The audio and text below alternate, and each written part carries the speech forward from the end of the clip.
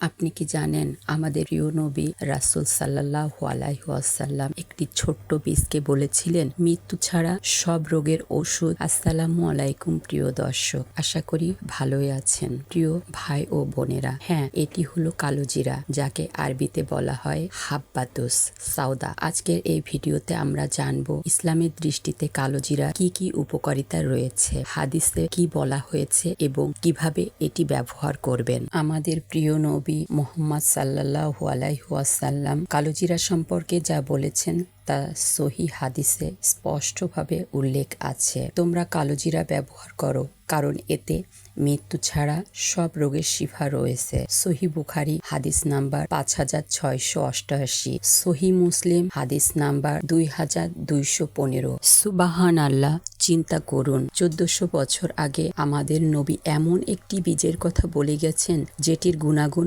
আজও বিজ্ঞান প্রমাণ করে চলেছে। এই হাদিসটি কেবল একটি কথা নয়, এটি আমাদের জন্য আল্লাহর পক্ষ থেকে এক বিশেষ নিয়ামতের ইঙ্গিত। ইসলাম ও বিজ্ঞানের আলোকে এর 6টি উপকারিতাও আছে। রোগ প্রতিরোধ ক্ষমতা বৃদ্ধি করে। কালোজিরায় রয়েছে থাইমোকুইনন নামক একটি উপাদান, যা শরীরের ইমিউন সিস্টেমকে শক্তিশালী করে। ইসলামে শরীরকে সুস্থ রাখা ইবাদতের অংশ হিসাবে বলা হয়েছে। 2. হজম সমস্যা দূর করে। রাসূল সাল্লাল্লাহু আলাইহি ওয়াসাল্লামের যুগে পেটের অসুখে কালোজিরা ব্যবহার করা হতো। এটি গ্যাস, বদহজম ও পেট ব্যথা কমাতে সাহায্য করে। 3.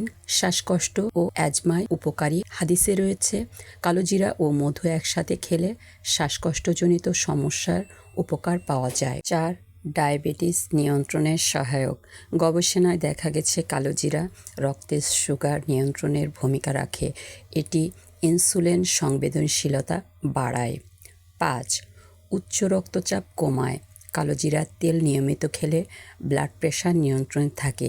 এটি বৈজ্ঞানিকভাবে প্রমাণিত। 6. মস্তিষ্ক ও স্মৃতিশক্তি উন্নত করে। ইসলামের জ্ঞান অর্জনকে ফরজ করা হয়েছে। কালোজিরা স্মৃতিশক্তি এবং মনোযোগ বৃদ্ধিতে সাহায্য করে। প্রিয় দর্শক, চলুন এবার এর ব্যবহার পদ্ধতি জেনে নেওয়া যাক। কালোজিরা সরাসরি চিবিয়ে খাওয়া বা মধুর সাথে মিশিয়ে খাওয়া এটি সবচেয়ে উপকারী পদ্ধতি। কালোজিরার তেল সেবন করা রান্নায় ব্যবহার করা যায়। প্রতিদিন সকালে খালি পেটে আধা চা চামচ কালিজিরার তেল বা 1 চা চামচ কালিজিরা মধুর সাথে মিশিয়ে খেতে পারেন। তবে মনে রাখবেন, কালোজিরা ওষুধের বিকল্প নয়, এটি একটি সুন্নাহ সাপ্লিমেন্ট। গুরুতর অসুস্থতায় অবশ্যই ডাক্তারের পরামর্শ নিন। প্রিয় দর্শক, আল্লাহ তাআলা আমাদের এই পৃথিবীতে অসংখ্য নিয়ামত দিয়েছেন।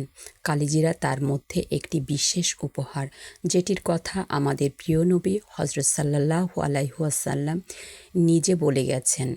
সুন্নাহকে জীবনে আঁকড়ে ধরুন, ইনশাআল্লাহ সুস্থ থাকবেন, সুখী থাকবেন। প্রিয় দর্শক, ভিডিওটি যদি উপকারী মনে হয় তাহলে অবশ্যই একটি লাইক দিন, একটি শেয়ার করুন এবং চ্যানেলটি সাবস্ক্রাইব করে পাশে থাকুন। ধন্যবাদ। জাযাকাল্লাহ খায়রান। আসসালামু আলাইকুম।